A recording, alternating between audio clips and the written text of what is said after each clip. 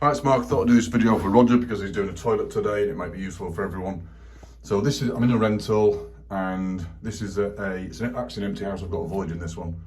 So we're doing a toilet repair. Now this toilet, imagine it's leaking on the floor, and the tenants complained of water over the floor. Now it's either coming from the front, which is usually a cracked bowl, or it's coming from the back, which is a seal. So we're going to show you the repair if you get a leaky toilet.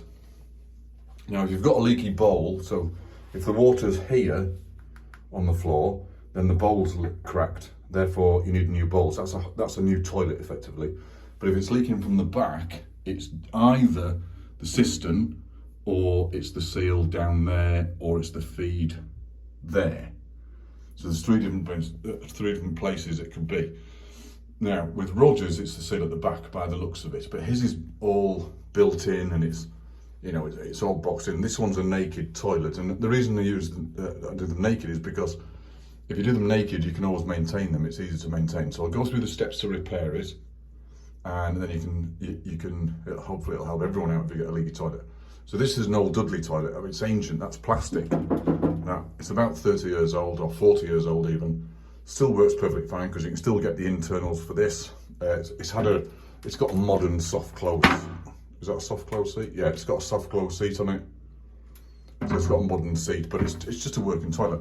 So we switch the water off first. The reason we switch the water off is because we need to crack off this union. Because what I'm going to do is remove the toilet and repair the leak. So this union comes off. That's a metal union and a metal nut. So it comes off with an 8-inch adjustable spanner. You've got to hold that pipe still with a pair of water pump pliers. They're heavy duty grip pliers, and they're to stop you twisting the pipe or cracking that joint there, because that's just soldered on. So you've got to make sure after you switch the water off, disconnect the feed. So we disconnect that side, and then what we do is go over to this side and then disconnect that side. Now this side is an overflow, so there's no pressure in this side, so it's plastic. So we hold that nut there with an adjustable spanner, and then with our water pump pliers we've just used, undo that. You won't get it undone with your fingers because people paint over them, and like I have, and they seize up. So 2 pipes to disconnect, and then what we do is flush the toilet twice.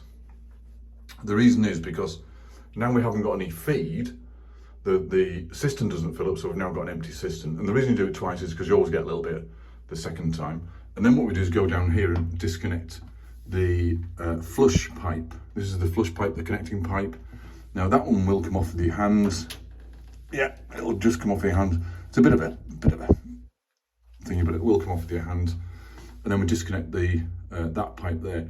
Then we can take away the bowl, which is below. We can move the bowl. Now the bowl, or the base, is normally held in with 4 screws, 2 on that side and 2 on the other side, so we can then move the bowl. Now you might have to cut round here, where this is lino, this floor, so you might have to cut round here where the plumbers normally put sealant, or the floor fitters put sealant in there, and I had a floor guy, he's put sealant in there, so we might have to cut that with a Stanley knife so we can get it out. Be careful, because you don't want to cut the lino and you want to fit it back if you're reusing. Then what we can do is we can move the toilet, move the bowl. And what I've done here is it's the place where it leaks is this seal in here. This is a black seal, and it's made out of rubber, and it connects the waste, or the exit, or the evacuation of waste from the toilet.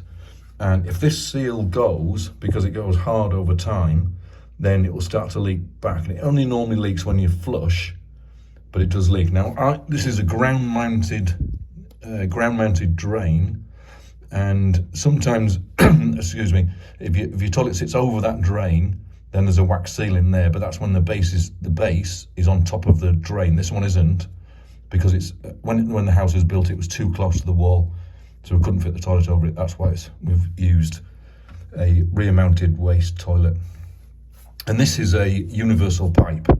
Universal means that it just will fit most toilets. It's the same diameter. It's a 4-inch waste exit, and a 4-inch, or it might be 4 or 5 inch plug up. It's almost like a plug and play, it just goes, fits straight on.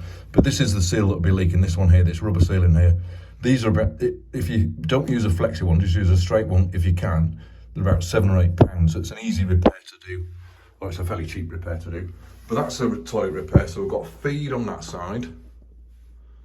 Switch the water off, then disconnect the feed.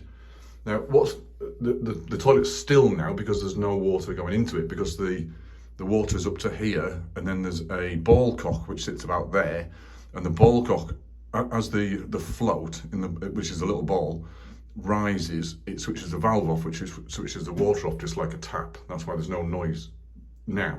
But if I flush the toilet, the ball cock sinks because, the float sinks, and then that opens the valve and lets the water in the toilet, and that fills your cistern up, and that's how the back of a toilet works.